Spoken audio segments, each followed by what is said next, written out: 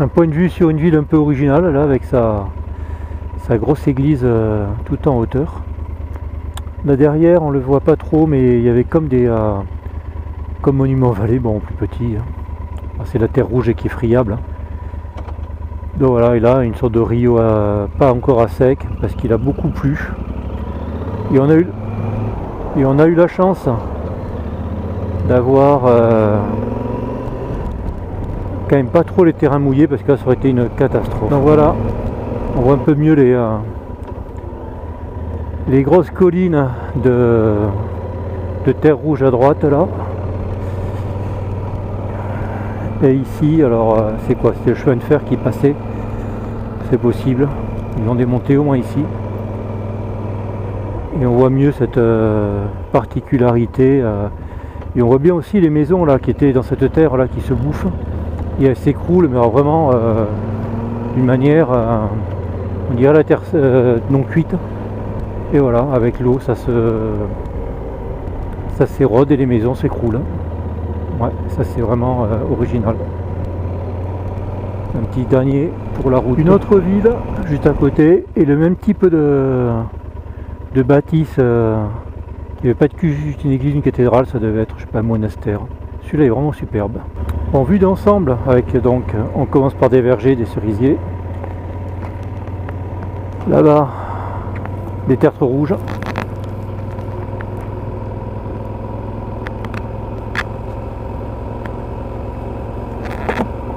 Et l'église qu'on a vue juste à l'instant, vue de l'autre côté, donc il n'y a pas cet effet de profondeur. Car en fait je me suis goinfré de chemin. Donc, par rapport à la France, on a toujours tout qui est accessible avec des routes goudronnées quasiment. Ici là on voit un vallon, il n'y a que de la piste quoi. Donc on est au-dessus de la ville précédente. Et donc je suis incapable de dire où je vais aller. Mais ici, ça là, c'est vraiment leur route. Ils doivent payer moins d'impôts, mais ils ont moins de routes. Et, mais c'est quand même sympa. Hein. Et j'ai vraiment l'impression que tous les arbres là sont quand même relativement jeunes. Ils sont petits. Et là-haut, il y en a qui sont en train d'être plantés. Donc, réchauffement climatique. Alors maintenant, une petite montée. Ouais, donc on va aller vers la gauche. Voilà, ça va me plaire, je sens. Allez, pour l'épingle. Dans le meuble, en première, sur le ralenti, son embrayage, bien sûr. Voilà, donc des fois, c'est pas facile. Mais si on y va doucement, et ben ça passe. Voilà. Alors c'est vraiment sauvage, hein, des zones comme ça. C'est en hauteur, bien sûr, les éoliennes. Parce que là, le sol est fertile pour les éoliennes. Hein. Donc il n'y a pas de souci. Bon, là je monte en deux. Ça monte hein, quand même. Hein. Ça monte, on le voit avec les traces des voitures. Hein, quand elles sont marquées comme ça, c'est que les pneus ont déjà patiné. Donc moi je monte pas comme un cabourg. Voilà, et donc on va se retrouver dans un vallon sauvage inhabité. On voit pas grand monde hein. En voiture. On en croisait une tous les 10 bornes. Enfin même pas quoi. Cette année, aujourd'hui j'ai dû en croiser 220 bornes, je sais pas. Bon, j'ai dû croiser vraiment sur les petites routes 5 à tout casser quoi. Bon, je pense qu'on va aller monter dans le col qui est là-bas, au pied des éoliennes. Voilà une petite route sympa après la prise de carburant. Et un village perché là, avec l'église au centre. Et une route vraiment sympa. Et c'est désertique. Hein. Donc on va faire tourner 5 minutes.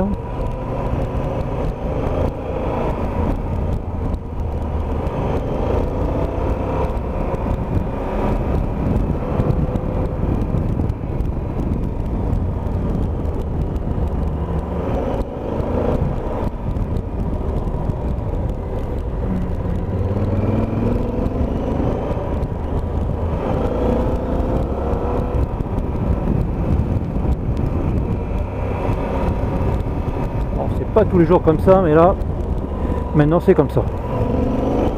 On va s'arrêter au village. Donc on voit mieux le village avec son immense église. Et tout sur le flanc de coteau quoi. C'est vraiment très typique quoi. C'est pour ça que je le prends. J'ai pas pris tous les villages. Hein. Faut aussi en laisser, faut laisser découvrir à ceux qui iront. Mais celui-là vraiment, il change par rapport à ce qu'on a vu par ailleurs. On vient de monter cette magnifique route et on vient de traverser ce plateau. C'est-à-dire que le petit village dont j'ai parlé tout à l'heure, il est derrière les nuages là-bas. On voit des sortes de plantations, mais c'était encore plus loin quoi. Là c'est vraiment méga sauvage. Il y a un point de vue, on y va doucement, sur des hauteurs. Ah c'est pelé par contre. C'est pelé, hein. C'est du maquis là. Là je pense qu'on arrive à la fin de la montée. Eh ben non, on n'arrive pas. La fin de la montée, elle est au moins là-bas quoi. Donc là on va continuer à arsouiller un peu. Voilà, mollo.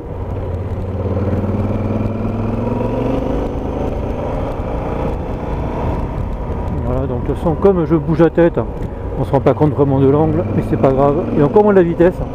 C'est ce que j'ai remarqué en visionnant les vidéos. Avec le grand angle, ça écrase un peu tout quoi. Donc hop, on va faire attention qu'il n'y ait personne. Voilà, ça vraiment encore c'est tout à l'heure on était dans les terres rouges, d'accord. Et là on est sur de la rocaille, du goudron moisi. Donc c'est vrai que depuis là il fait plus chaud quand même. Je suis doit faire 22, ce qui est quand même beaucoup plus normal pour la saison ici. Voilà, la 12 c'est vraiment une super machine parce qu'elle permet de tout faire quoi. Dans les chemins, sur la route, en duo, bon là non, hein. Faut pas exagérer. Voilà, sur chemin, route moisie. Bon, j'ai vu une 1290 aussi, là, conduite par un mec qui tâte, hein. Plus de 60 ans quand même. Et ben, ça avance aussi, hein. Voilà, bon, on va arriver en haut. Donc on aura la surprise de... Hop, la surprise de voir les combis qui rentrent chez eux pour le repas de 14 h. Voilà, et là on est à 900 mètres. Voilà. Et là on rebascule sur une autre type de vallée. Donc on a repris une piste là après la route et c'est magnifique. Bon, je dis souvent que c'est magnifique, mais c'est souvent magnifique quoi. Donc je vais filmer 30 secondes. Voilà, terre rouge, du beau vert comme s'il n'y avait plus. Ah. Et du beau rouge comme si c'était sec, parce que si on sait la merde, ouais, et ben on voit quand même de la ravine. C'est un peu l'inconvénient de ce genre de piste, c'est que un petit guet, au guet, hop, on y va. C'est un peu l'inconvénient de ce genre de piste, c'est que sur les pentes ça ravine. Après là le guet, je sais pas si c'est bien vu, mais il était quand même bien pentu. Je sais pas si... Ah, un piaf. C'est bourré de piaf. Ouais, donc le guet, je disais, je sais pas si par exemple une voiture de tourisme pourrait passer facilement. Parce que il y avait quand même des angles. Alors, des piafs, il y en a partout. Souvent j'arrive et puis d'un seul coup, pouf, une volée de piaf qui part. Pas trop d'insectes. En pourcentage, j'aurais cru qu'il y en aurait eu plus, peut-être qu'il a fait trop froid et qu'ils sont partis au Baléares, mais donc voilà, sauvage, magnifique. Ouais, il n'y a rien d'autre à dire. Je sais pas trop où je vais, enfin si, je suis à trace, hein. Donc je sais pas trop, le chemin est tracé pour l'indiquer, mais ouais, je le vois au fond là-bas. Ah non, là c'est encore varié quoi. Donc on est redescendu dans un vallon là, et là le chemin il est bien moisi quoi. Là j'ai pas pris la partie qui descendait dans la pavasse là, mais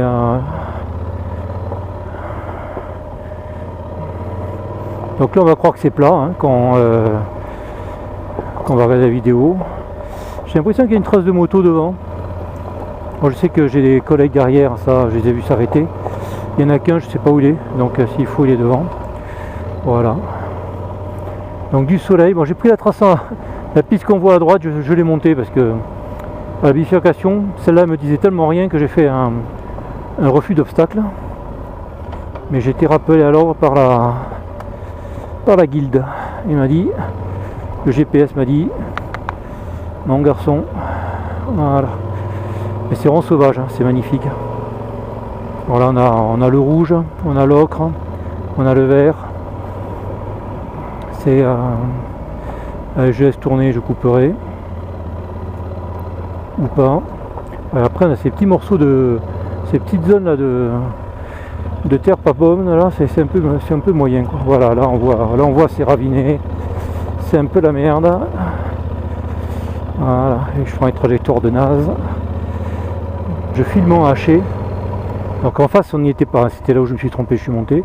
La petite descente suit une petite remontée. Donc je me suis arrêté pour enclencher la caméra et pour faire ça dans ma boîte à images. Bon, après c'est des trucs comme ça se monte, mais alors là vraiment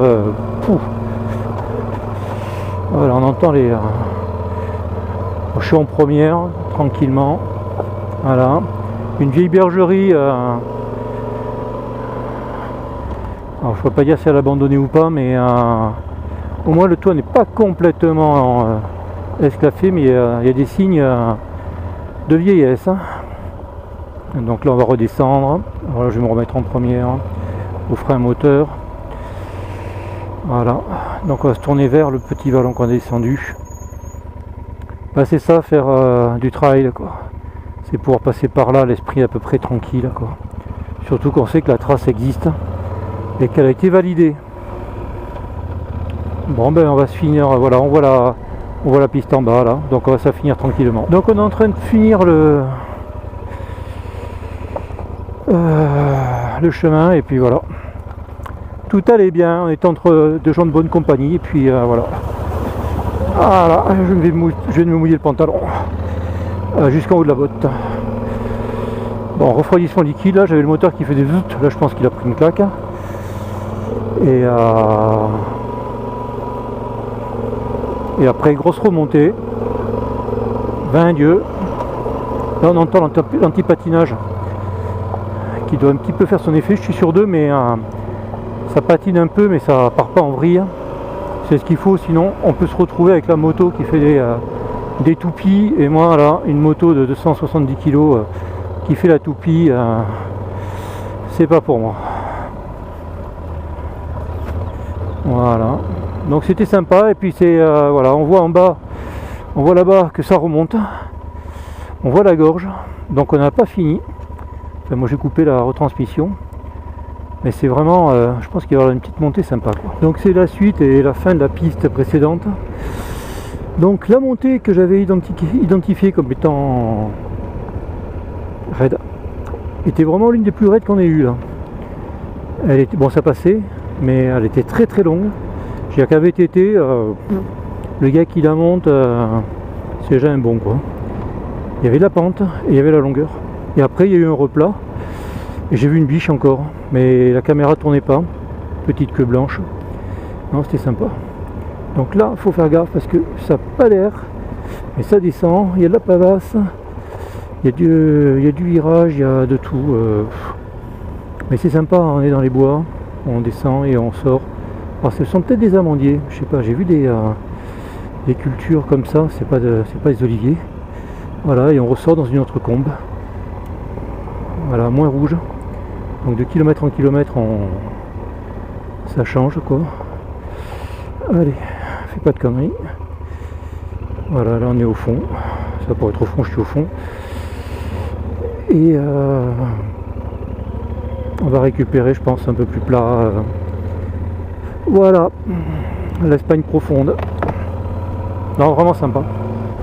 Donc tout à l'heure, il y a même pas 4 km. Je crois que 4 km on était dans la terre rouge, là on était dans la terre blanche. Il y a une constante. Hein. S'il a plu, si c'est la bouillasse, faut pas y aller quoi. À moins d'avoir une moto légère et les pneus vraiment adaptés à la boue. Parce que ça se voit pas, mais alors là. Et après 8 étapes et demi. Je pense que des pneus adaptés, pas entamés, soit il faut les changer à mi-parcours comme on fait certains, soit il faut les avoir vraiment économisés. Mais là c'est vraiment sympa, hein.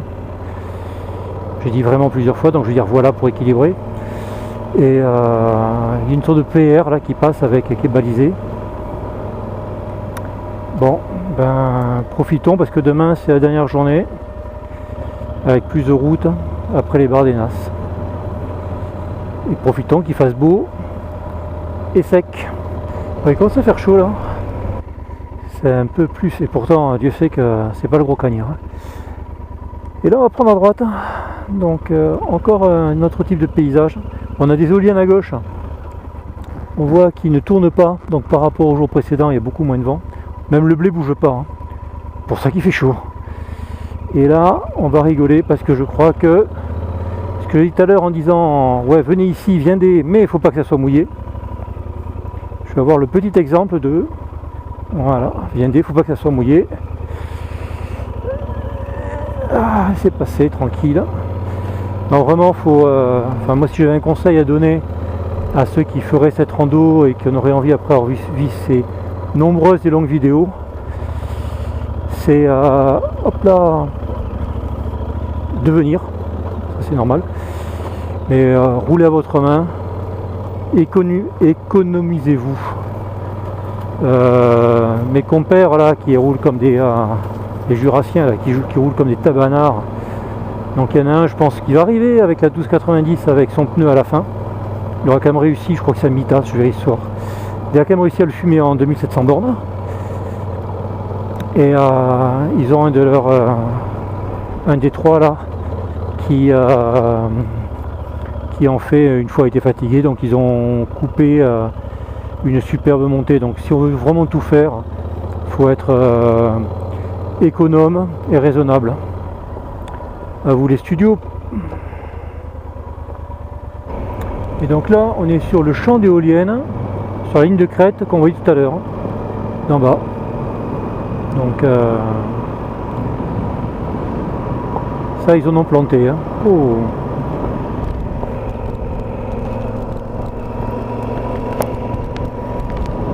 Je laisse tourner un petit peu, mais bon, ça c'est de la piste plus simple. C'était un tout petit peu plus ardu avant, quoi. À vous les studios, il y avait longtemps. Voilà, on est sorti des éoliennes, enfin elles sont devant encore, hein, un parc immense. Et là on va redescendre cette vallée là. Voilà, on va descendre là, avec d'autres éoliennes au fond, plein. La vallée, enfin la vallée, le plateau vu de notre angle de plus près. Et ces monticules là qui sont vraiment bizarres. C'est bon, je pense qu'avec le nuage, ça peut peut-être soit les masquer, soit les mettre en avant. Alors là on descend tête droite, hein. Bien sûr c'est cimenté, bien sûr il y a des stries, il y a des champs d'oliviers. Voilà, et on arrive dans la vallée. Ah, c'est curieux ce truc là. Donc les S qu'on voyait d'en haut là qui avaient forme un peu bizarre, ben, c'est les zones cultivées. Donc ils cultivent le champ comme une bande là, et là où ils peuvent ils font, et là où ils peuvent pas, et ben on voit apparaître le sol. Voilà, bon les éoliennes sur le. Donc voilà le paysage vu d'en bas. Bon, là on voit qu'il y a un mec qui a fait le kéké quand c'était un peu gras. Donc voilà, des alternances de petites collines caillouteuses, et puis des cultures. Et un chemin avec de belles ornières, parce que quand c'est gras, t'y vas pas. Voilà. Moi j'ai la moto qui commence à sentir le chaud, je sais pas si j'ai pas de la boue là qui est en train de cuire sur le pot échappement. Je vais juste vérifier la température. Ouais, ben elle est à 100 degrés, donc elle devrait déclencher. Donc voilà, donc des éoliennes et des dômes.